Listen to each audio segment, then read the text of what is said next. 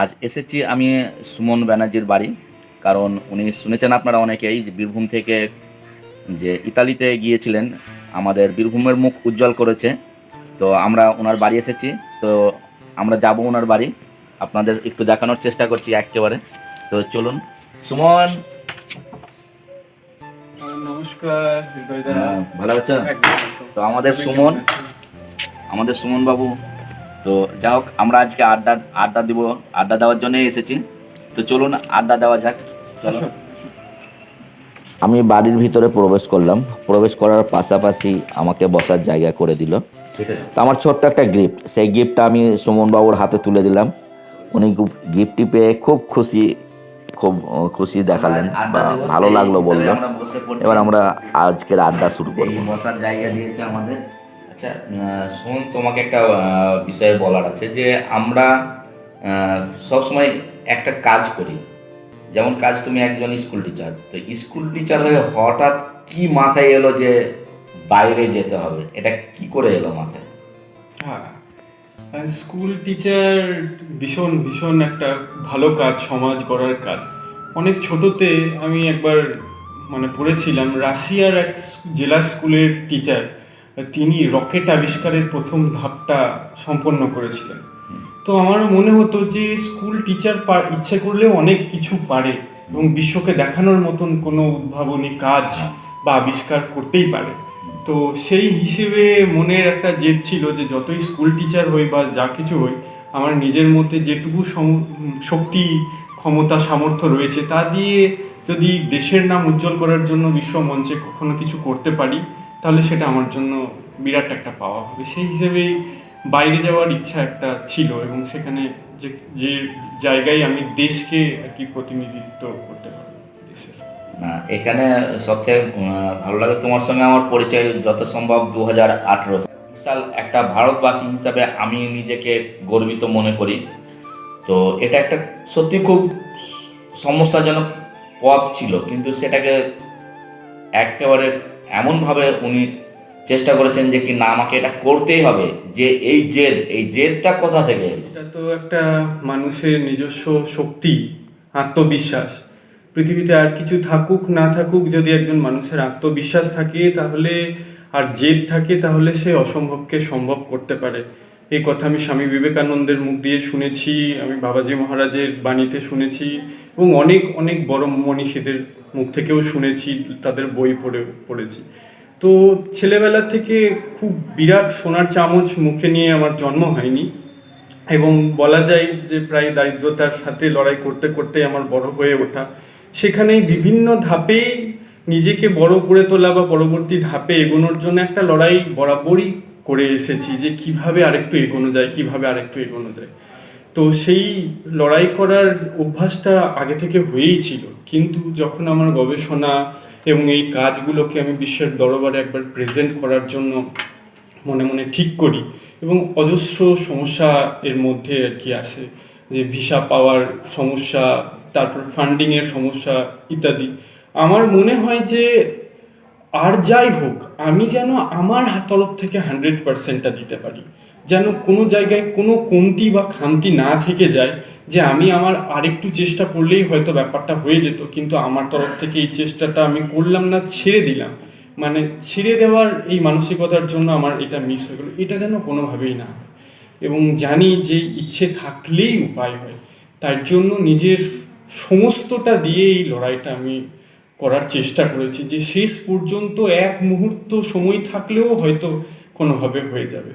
আর তারপর মানুষজন যারা আমাকে অনেক ভালোবাসেন, যেমন আমি, হৃদয়দা, বাকি আরও অজস্র মানুষ রয়েছেন, আমার স্কুলের কলিগরা, আমার টিচার, আমার প্রফেসর, সায়েন্টিস্ট এবং বাইরের বিদেশের অনেক বন্ধু বান্ধব, তারা বিভিন্ন পরামর্শ দিতে থাকেন এবং সেই পরামর্শ অনুযায়ী আমি এগোতে থাকি।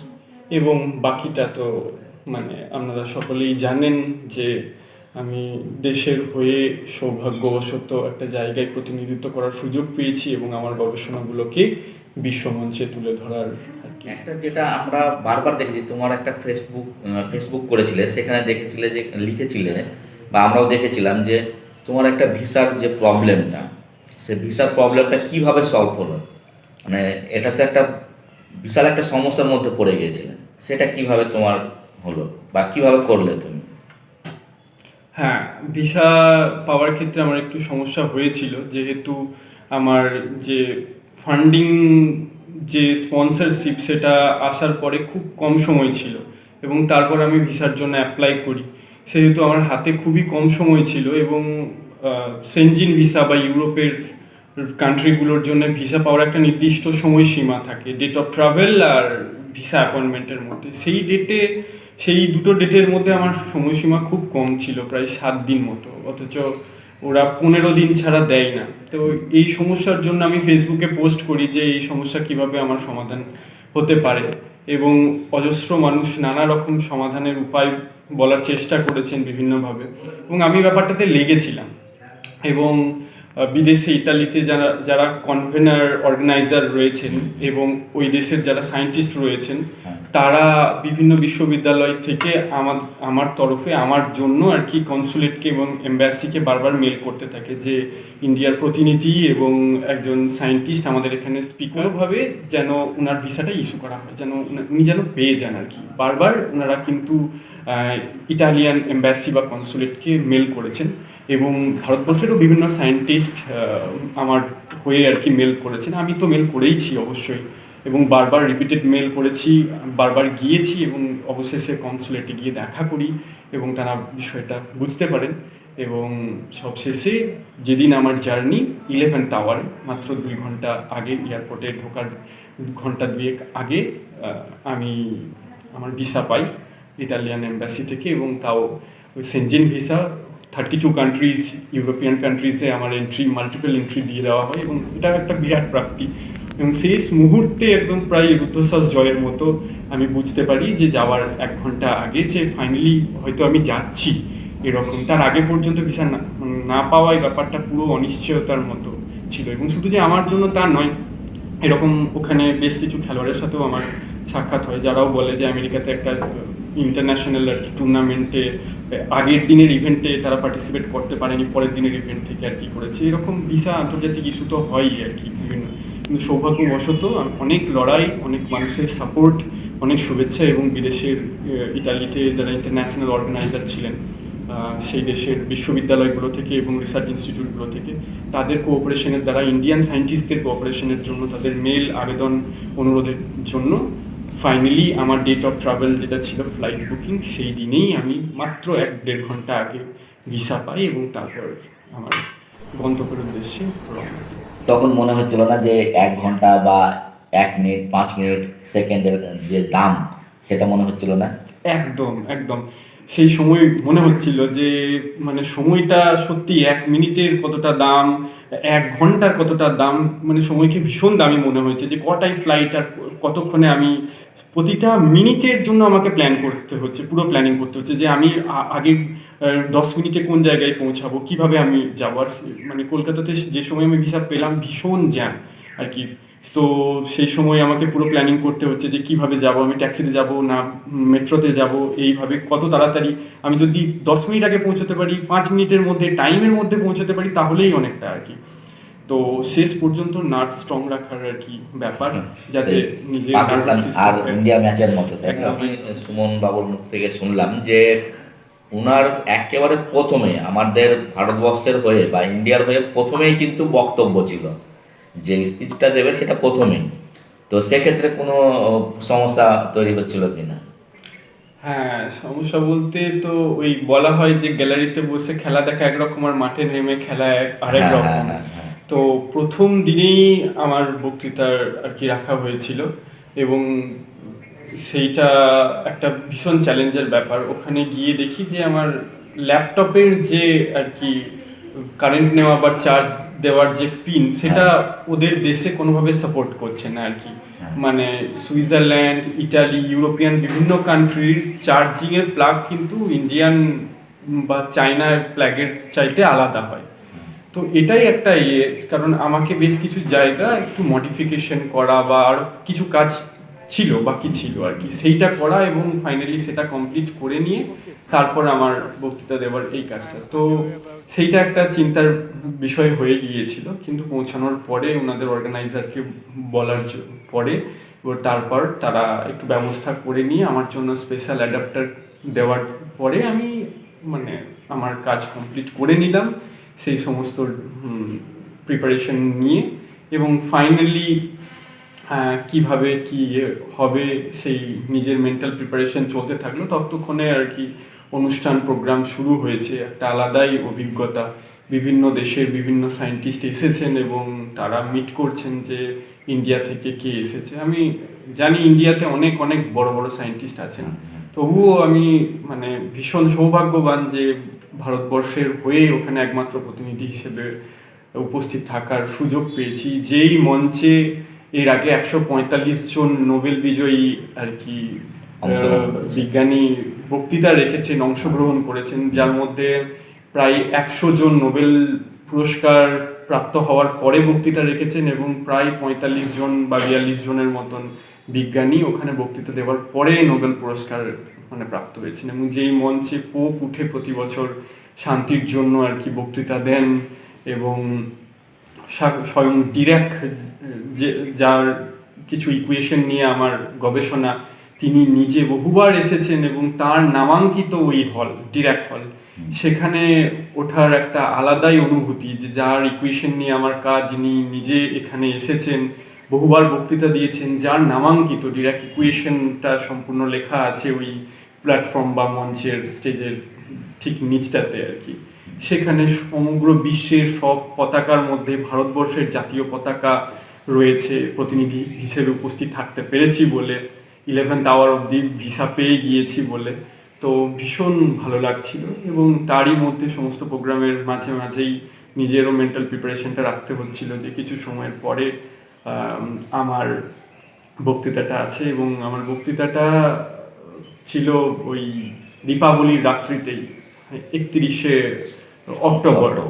তো ভীষণ ভীষণ একটা আনন্দের মুহূর্ত এবং একটা নিজেকে ঠিক করে প্রেজেন্ট করারও একটা মুহূর্ত। সমস্ত কিছুই আর কি ওনাদের তরফ থেকে প্রস্তুত ছিল, এবং বক্তব্যের শুরুতেই আমি আর কি আমার দেশের কথা কিছুটা বলি, এবং আমি যে জায়গা থেকে উঠে এসেছি সেই জায়গার কথা খুব সামান্য, যে দীপাবলি উৎসবে ভারতবর্ষ যখন আনন্দে মাতোহারা হয়ে উঠেছে, যে অন্ধকার থেকে আলোর দিকে যাত্রার জন্য জ্ঞানের আলো, আনন্দের আলো, সুখের আলো এবং নিজের আত্মোপলব্ধির আলো এবং সারা বিশ্বের শান্তির আলো প্রার্থনা করে।